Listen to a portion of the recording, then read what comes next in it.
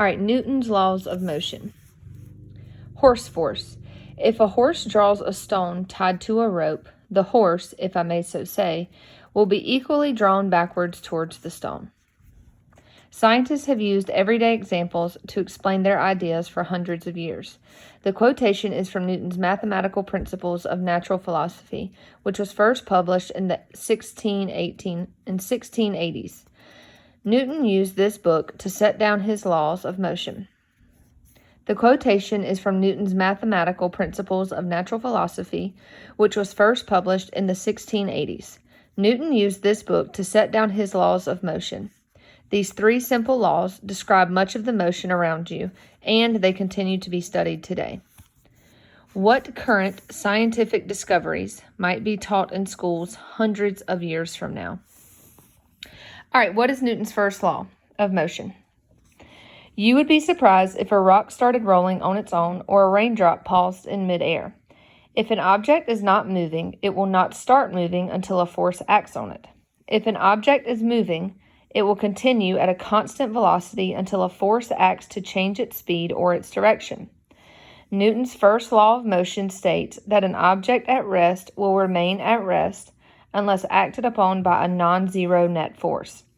An object moving at a constant velocity will continue moving at a constant velocity unless acted upon by a non-zero net force. All right, so inertia. All objects, moving or not, resist changes in motion. Resistance to change in motion is called inertia. Newton's first law of motion is called the law of inertia. Inertia explains many common events, including why you move forward in your seat when the car you are in stops suddenly. You keep moving forward because of inertia. A force, such as the pull of a seatbelt, is needed to pull you back. Roller coasters, such as the one in Figure 1, have safety bars for the same reason. All right, inertia depends on mass. Some objects have more inertia than others. Suppose you need to move an empty backpack and a full backpack. The greater the mass of an object, the greater its inertia, and the greater the force required to change its motion. The full backpack is harder to move than the empty one because it has more mass and therefore more inertia. All right, so a roller coaster is hard to stop because it has a lot of inertia. Use Newton's first law of motion to explain why you feel tossed around whenever a roller coaster goes over a hill or through a loop.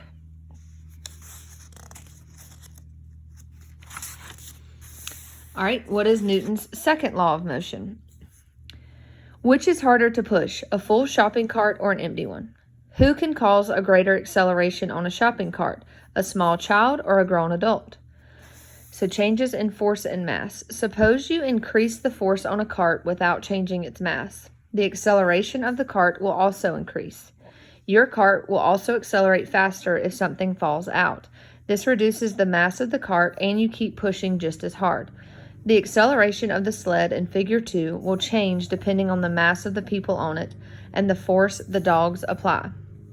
Newton realized these relationships and found a way to represent them mathematically.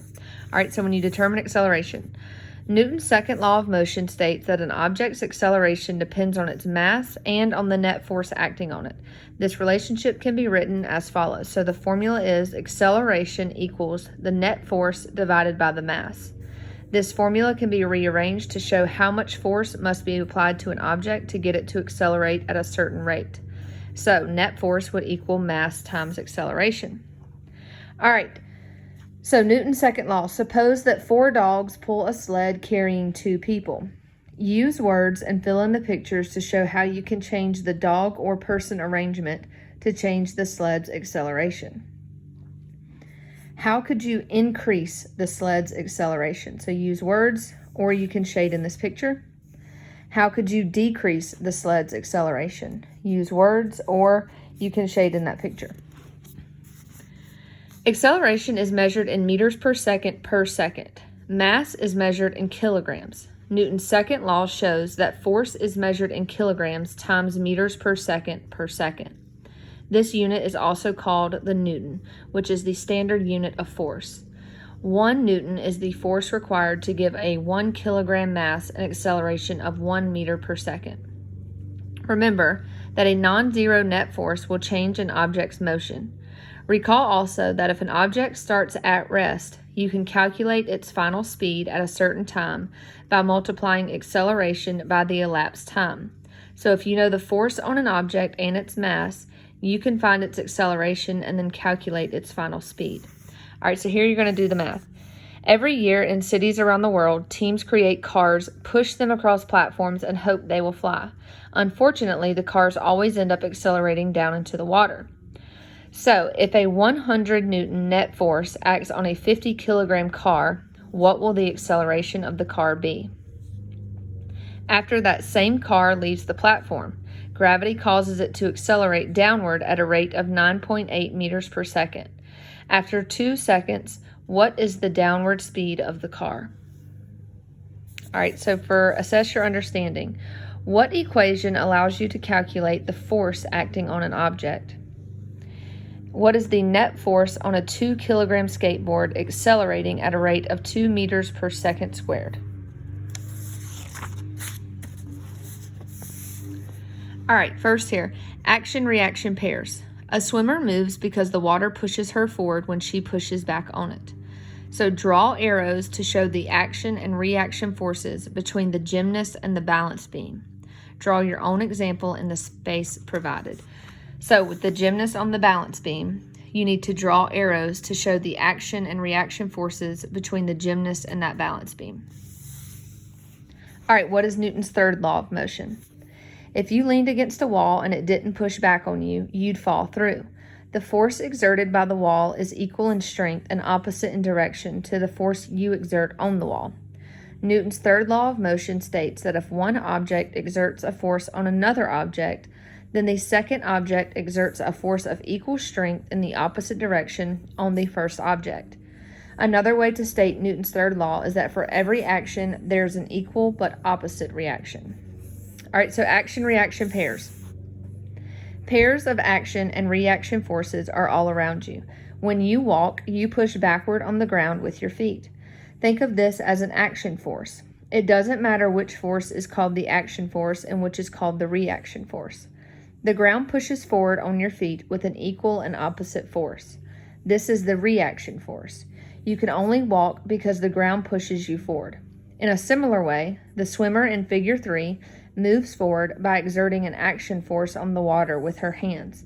The water pushes on her hands with an equal reaction force that propels her body forward.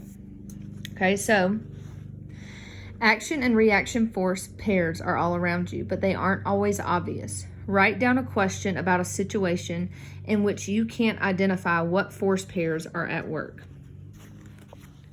All right, detecting motion. If you drop your pen, gravity pulls the pen downward. According to Newton's third law, the pen pulls Earth upward with an equal and opposite reaction force. You see the pen fall, you don't see Earth accelerate towards the pen. Remember, Newton's second law. If mass increases and force stays the same, acceleration decreases. The same force acts on both Earth and your pen. Since Earth has such a large mass, its acceleration is so small that you don't notice it. Do action-reaction forces cancel? You have learned that two equal forces acting in opposite directions on an object cancel each other out and produce no change in motion. So, why don't the action and reaction forces in Newton's third law of motion cancel out as well? Action and reaction forces do not cancel out because they act on different objects. The swimmer in Figure 3 exerts a backward action force on the water. The water exerts an equal but opposite forward reaction force on her hands. The action and reaction forces act on different objects. The action force acts on the water, and the reaction force acts on her hands. Unlike the swimmer and the water, the volleyball players in Figure 4 both exert a force on the same object, the volleyball. Each player exerts a force on the ball equal in strength but opposite in direction. The forces on the volleyball are balanced. The ball does not move forward towards one player or the other. Okay, so action-reaction forces. All the horizontal forces on the volleyball cancel out. In the dog illustration above, use Newton's third law of motion to draw and label any missing force arrows for all of the objects.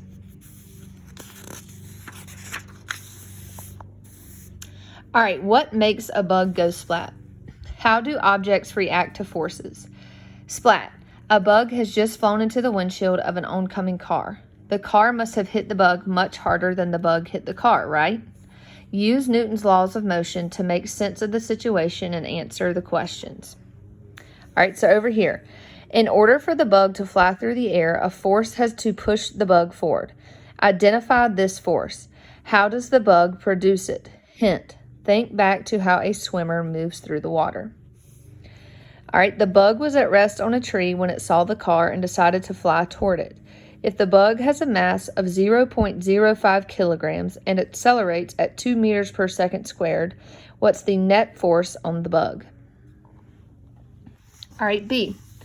The driver hates killing bugs. When she saw one coming towards the windshield, she braked suddenly and hoped it would get out the way. Sadly, it did not.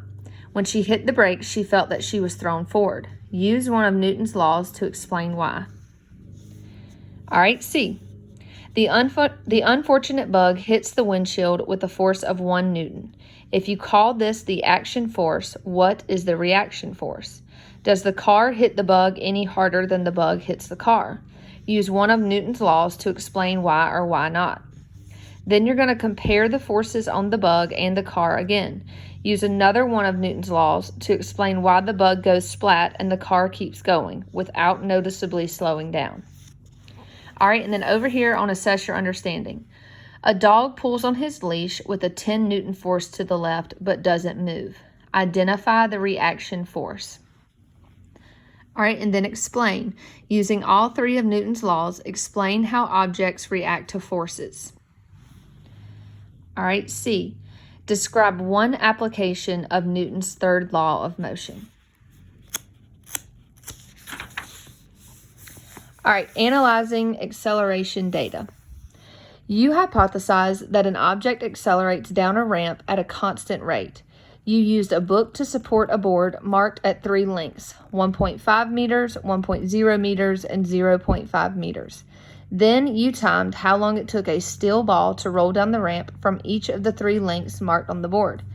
Analyze the times you recorded in this data table. All right, so you're going to look at this data table. You need to find the mean time for each ramp length. Record it in the data table. Mean, you're going to add up all of the numbers in that column and divide it by the total amount of numbers in that column, which is 5. All right, calculate. Find the ball's acceleration for each mean time using the equation below, where d is distance or ramp length and t is time.